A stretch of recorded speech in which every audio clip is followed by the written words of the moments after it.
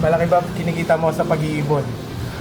Ayos lang, sakto-sakto lang, nakakapambili ng patuka.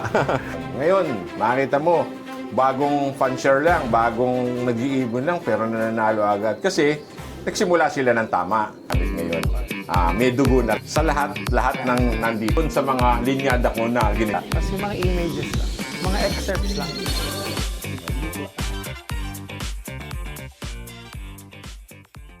Sir, pansin ko, sobrang dami yung parang dito, yung mga kalabating nanalo na. Mga winner, yes. Share us with us po kung ano po ito. Sa ngayon, ito yung makikita niyo mga, mostly mga winners pala. Ayan, yung mga magulang, line nila. Ito yung MacArthur champion to, si Emmanuel. 12 MacArthur champion. Ayan. So sir, sorry sa interrupt mas nakamag-anak sila. Mostly. Ang ibon ko kasi halos 4 lines lang gamit ko. Tapos ikot-ikot lang ako dun eh. Line breed, inbreed, ganun lang ako eh. Hindi naman kasi mahilig magpasok ng imported eh.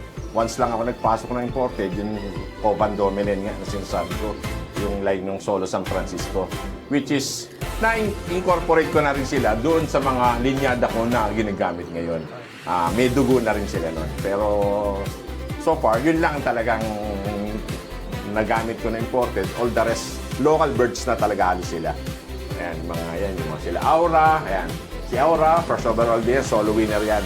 Na sa PFC na siya lang yung complete clacking at Totacloban.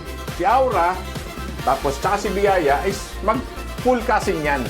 Nanay ni Aura at nanay ni Biyaya, magkapatid.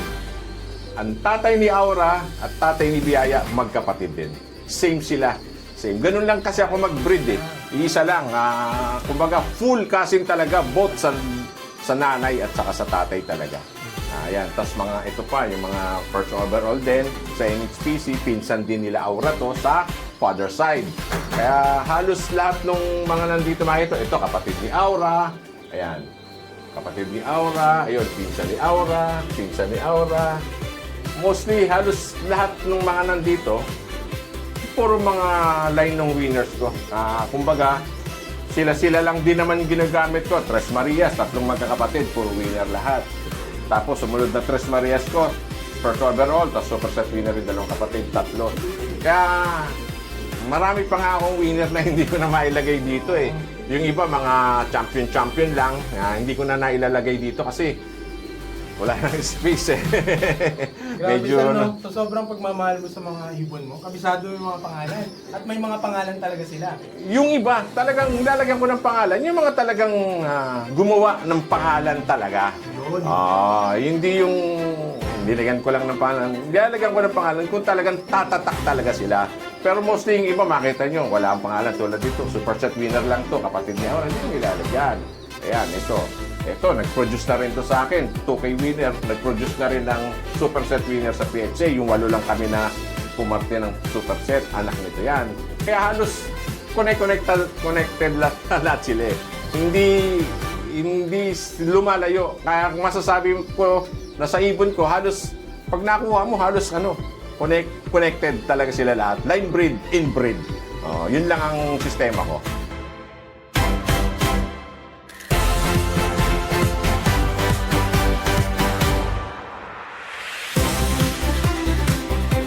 Pero sa dami ng mga kalapati mo na to, sino ang pinaka-the best? Sino ang best of best na favorite mo sa mga? Sa lahat ng nandito, siyempre yung pinagmulan. Si Bulag. Yan. Kung meron akong ibon na masasabi ko na gusto kong mabuhay ulit, si Bulag. Wala nang iba. Kasi si Bulag, lahat ng winner ko nanggaling sa kanya. Apo niya si Aura, apo niya si Biyaya, apo niya si Solo MMFC, apo niya itong mga Tres Marias na to. Halos lahat ng winner ko diyan nanggaling kay Bulag. Which is pure Peter C. Na anak ng nabili ko kay Peter C. na hen and cock na parehong inbreed, pinag-pair ko, yan yung lumabas. 6 silang magkakapatid, sila Bulag. 3 lalaki, 3 babae, lahat sila nag-produce ng superset winner, yung 6 na yon. Bakit ko naging paborito si Bulag? siya yung may pinakamaraming pinroduce na superset winner. Pero lahat silang magkakapatid nag-produce ng superset winner. Kaya siya yung pinaka-paborito ko. And then, nag-anak siya.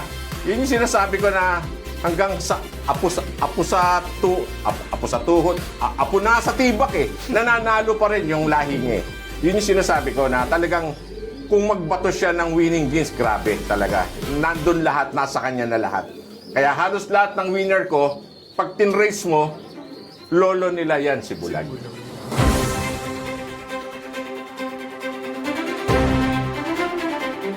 Ito canary ko yan. Yan ang pang ano namin dito. Pang sawa na kami sa burukutok. Saan tayo? Nasaan tayo ngayon? Nandito tayo sa taas. Dito yung tinatawag ko na flyers lock ko. Ito yung pang PHA ko. Ito yung mga pang PFC ko. Sir, bali, ano pinagkaiba ba ng dalawa? Actually, wala naman. Kaya lang, kasi since sa PHA, naka-electronic clocking kami, gusto ko hindi magkagulo yung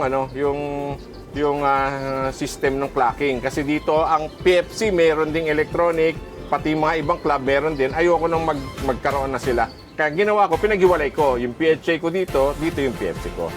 Para hindi lang magkagulo-gulo yung sa system ng clocking namin. Parang gano'n. Kasi kung halimbawa, isa lang papasukan mo, medyo mahirap. Dadaan sa mga clocking system na magkakaiba. Sir, pwede ba natin makita dito? Yes, sige, pasok tayo. Ito yung aking PHA. Ito yung PHA lock ko. Cock and hem section, yung dalawa.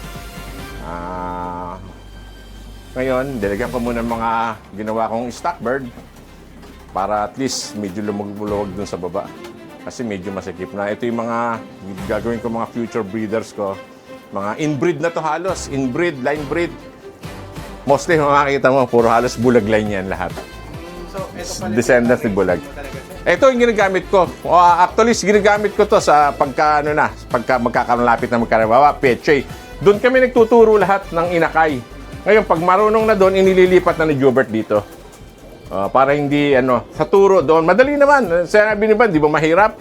Kasi doon tinuruan. Di, pagka nandito, madali naman. Nasasanay din naman. May proseso, yes. Kaya, kumbaga, para medyo maluwag lang, maluwag sila, maghahati na sila ng kulungan.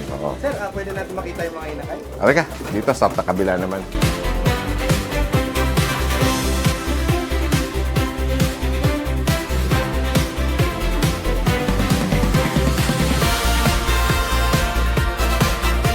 Itong aking Lockman, Jobert. Yan yung mga tinuturuan namin ngayon na bago, tinuturuan ni Jobert na bago. Yan. Yan. Madami yan. Meron pa sa taas. Actually, marami nang marunong. Ranging na nga yung iba. North, marunong na lahat Ito nga yung mga bago na to, yung tinuturuan niya, mga Southbirds naman namin to ngayon. Nandyan na, halo-halo na lahat yan. Mga iba, mga kaakyat lang. Ayan, may mga sumasabit na nga, nasabit na kahapon kasi nagre-ranging na iba Nagre-ranging na Pero, ganun talaga. Ayan yung mga bago namin tuturuan. Meron pa kaming mga iba na iaakit. Siguro mga konti na lang. Pero ito na yung mga halos Southbirds namin. Ayan. Sir, pwede niyo pa maturo sa amin kung may tamang paghawak ba ng ibon or may technique ba kayo? Ayusin mo lang yung ganun. Yan. Ganun lang. Yan. Yung iba, iniipit yung paa. Ganon. Para hindi talaga, lalo na yung makukulit na ibon. Pero yan, ganyan lang. Tamang wala namang perfect na hawak. Basta kung ano yung feel mo na kombinyente sa ibon, yun ang gagawin mo. Yung iba, dinidikit sa dibdib na ganyan para hindi makulit. Parang sa manok, di ba? Pagka, yung mga makita mo yung mga mananabong, pagka makulit yung manok, ginaganon-ganon nila. Sa ibon naman, dinidikit na sa ganon. Sir, tanong ko lang, paano malalaman kung babae o lalaki? Naku, mahirap. Talagang pagkabisado mo, line mo, ibon mo, alam mo. Pero halimbawa, sabihin mo sa ibang tao, sa ibang fancier na ibon na mahirap. Kasi mostly sa akin, ibon ko, mukhang babae, pero pag laki, lalaki. Meron ako mukhang lalaki, pag laki, babae. Yung isang overall ko nga, yung pinangalanan ko na si Akala, yung first overall sa PFC. Ba't ko tinawag na Akala? Alam mo ba saan siya nakalagay? sa kak section. Sa kak dito siya nakalagay kak. Kasi ang itsura niya, lalaki talaga. Kaya alam ko, lalaki. Aba, malaman mong huli, nung nag-overall, nalaman namin, babae pala siya. Nung pinread namin, umitlog, ay babae pala siya. Kaya pinangalan ko sa kanya, Akala. Pinangalanan kong Akala. First overall yon. Pero mukhang lalaki talaga pag nakita mo. Lalaking lalaki itsura, pero babae.